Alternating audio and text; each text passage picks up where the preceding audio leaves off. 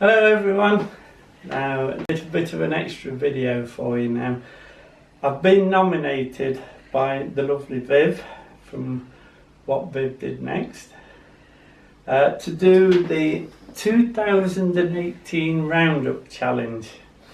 It's just 5 questions and then I nominate 3 more people. The first question is, what was your best crop of 2018? Now, I think looking back, the brassicas did very well this year. The cabbage and cauliflower did well earlier on, and now the Brussels are coming through. They're excellent Brussels. But then again, the celery did well, and of course we was inundated with plums from the plum tree this year. I think we'll suffer with that next year. We won't have so many plums next year. So across the board, I would say most crops were the best crops last year. Now, the next question is, what was your worst crop of 2018? Well, my worst crop, my total failure, was the Romanesco.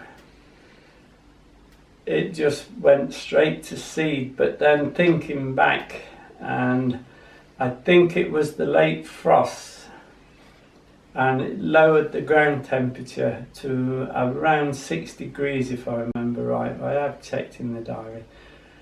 And of course, as soon as it drops that low, they just ran to seed straight. As soon as it warmed up, they just ran to seed. So the Romanesco failed terribly.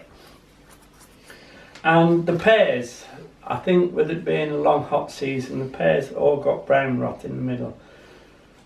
Now, the tree we've had for about 5 years now, and it's never really produced a decent crop in that time. So I'm thinking at the moment we might remove the pear tree. We will replace it with another tree, but that particular pear tree is just not doing it. Not doing any good on that piece of land. We can put up other things in that piece of land to produce more than the pear trees, if you like. Now then, the next question. What would you do differently and lessons learned?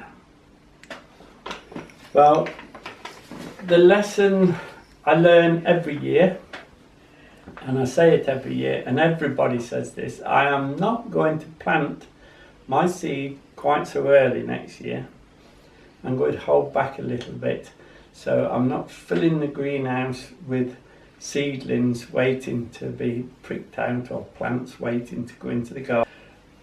So I'm going to stage it better next year so that we've got a continuation of plants waiting to go out, not a big greenhouse full like we normally do. Now, I say this every year, and I always do it, but next year I'm determined to do it properly and show you how it should be done rather than this rush to get the stuff out. And then we lose it because it's either waiting too long to go out, or if you put it out too early, like the Romanesco, the frost will get it. Okay, so that's my lesson learned. My next one is, what was your biggest challenge this year?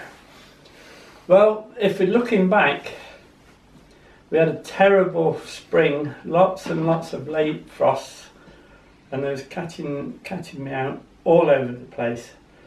Then, when things settled down, and it looked like the crops beginning to grow, we were flooded. We had that terrible flood. It was about 3 feet of water at the bottom of the garden, and it got about 2/3 of the way up. Luckily, it didn't stay long. Now, once we got rid of the flood and washed everything down, we had one of the hottest, longest summers we've had for a long time. So my biggest challenge this year, or in 18, was the weather. It's been terrible. And then to top it all, towards the end of the year, I got a plague of whitefly, which I still got now. I just cannot shift it. Nothing seems to be able to shift this whitefly. So I'm hoping for a very cold winter to sort them out. So that was my downside this year, if you like. But saying that, the crops have done well, they're very resistant and they've come back, and we've had some good crops out of the garden. Now, number 5. What are your plans for 2019? Well, next year, I've already started this now, but for next year, I'm going to divide the garden plots into 4 quadrants. So we have 4 plots on the rotation, and then each plot is divided into 4. This will actually make access to the plots better, and if you really work it out in the long term by actually rotating the quadrants as well, you can actually do it so that you don't put the same plant or vegetable, if you like, onto the same piece of land until a 7-year rotation. So that's mainly it is for access, but the good side is we'll be able to rotate a lot more as well. So that's what we're doing next year. Right, my last question is, who inspired you in 2018?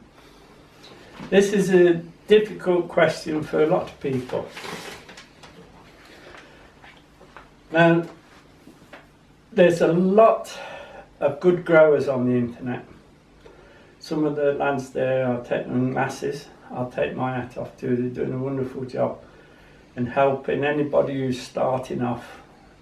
An allotment now, which with the change in Europe, we might be finding we need to grow even more.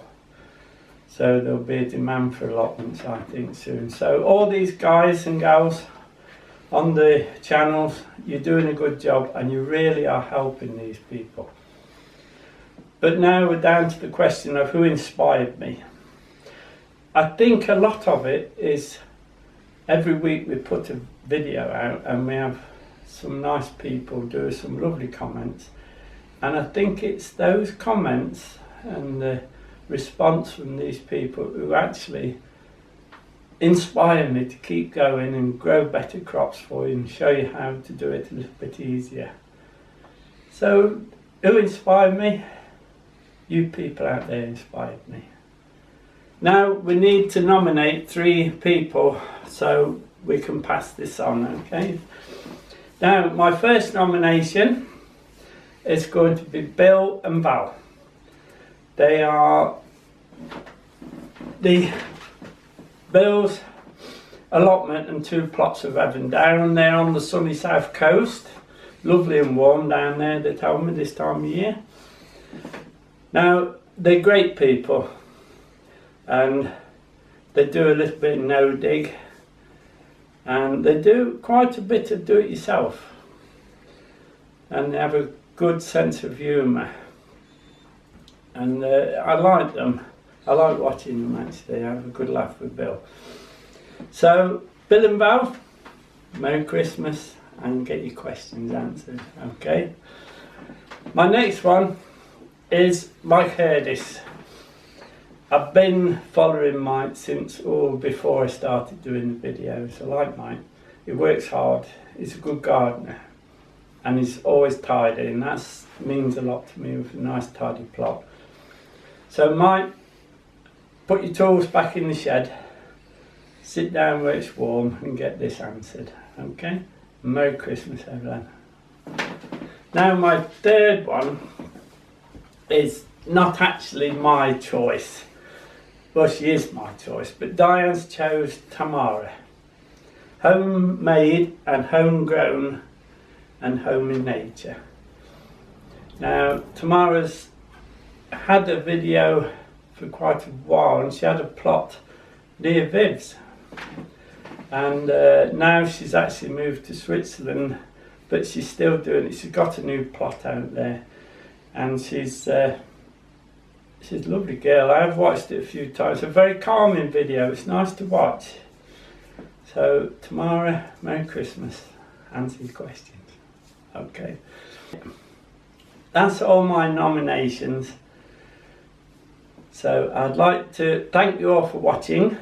I know it's a little bit when we stopped, but again, Merry Christmas from us both. Enjoy Christmas and we'll see you soon. Bye now.